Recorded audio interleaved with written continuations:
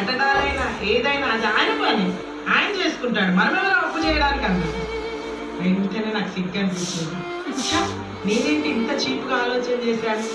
దేవుడు ఎంతో గొప్పవాడు కదా, ఆయన గొప్ప తలంపులు కలిగి ఉంటే నేనెందుకు ఇంత చింతగా ఉన్నాను?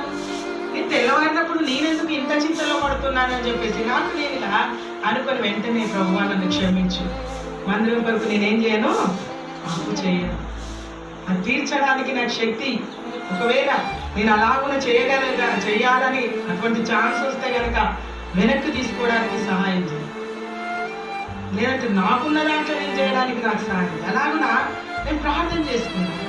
దేవుడు ఆశ్చర్యకరుడు అంటే 1 రూపీ కూడా అప్పు చేయకుండా దేవుడు సహాయపడుతూ వచ్చినాడు. రేపు ఏం జరుగుతుందో లేదు.